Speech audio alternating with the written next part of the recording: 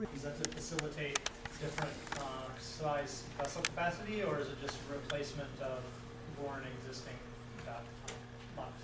Well, the new lock is projected or is designed to be identical in size to the hull. And as it stands right now, the hull is the only chamber over there that can lock the 1,000-foot class vessels up and down the river.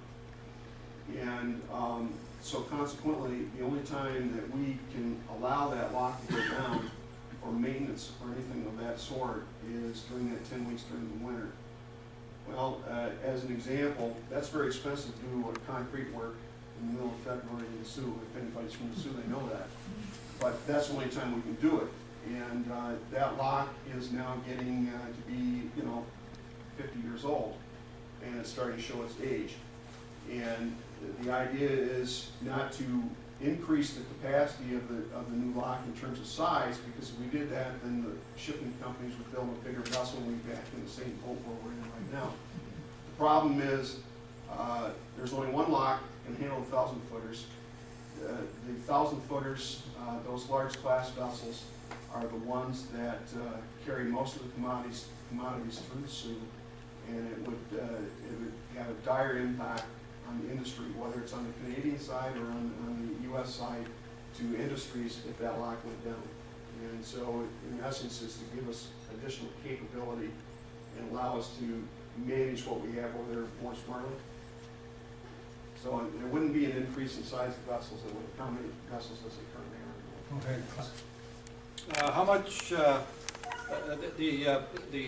hydroelectric power that is generated by the two facilities under your control, some of that is sold. How much does that contribute to your operating and or capital funds annually, roughly? Well, more than 97% of the power that's generated from the federal power plants is sold to the local utility under contract. And it's public information, you can look it up. I'll go ahead and tell you that power sales equates to roughly $155,000 a month. And that money does not go directly back into the facility, but it goes into the general treasury in Washington, D.C.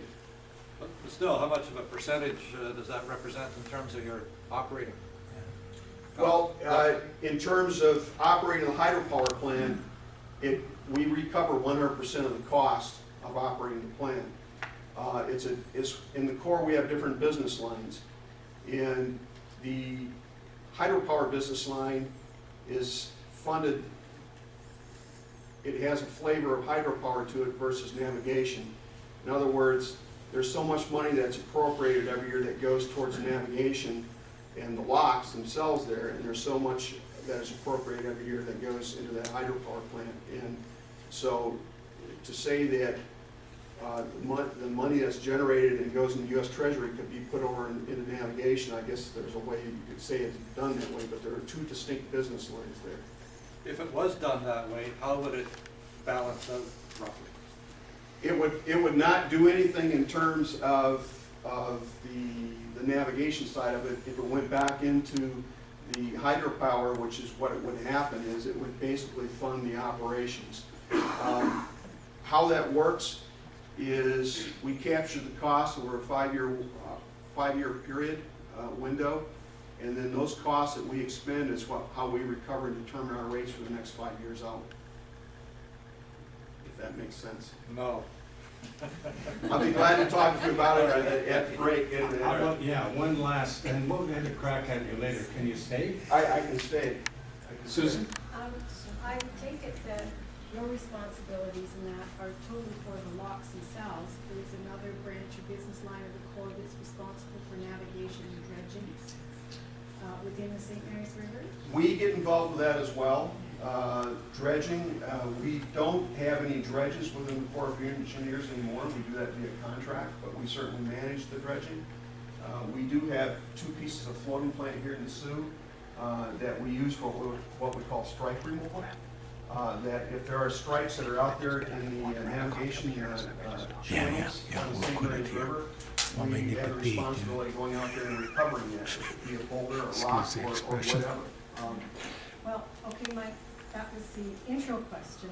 The meat that I wanted to get at was, in some of Roger's presentations, there were a couple of points up there that talked about agency issues with respect to being a vector. And one was to ensure that in permitting of works that go into water that they address invasive species. So my question is, does the Corps, when it contracts out to private companies that do dredging, and this equipment and these vessels move between Lake Huron and Lake Superior, are there measures within those contracts that ensure that they're not carrying contaminated sediments from one system to another, et cetera? Not to my knowledge, Mayor. Not to my knowledge. Okay, have a stretch.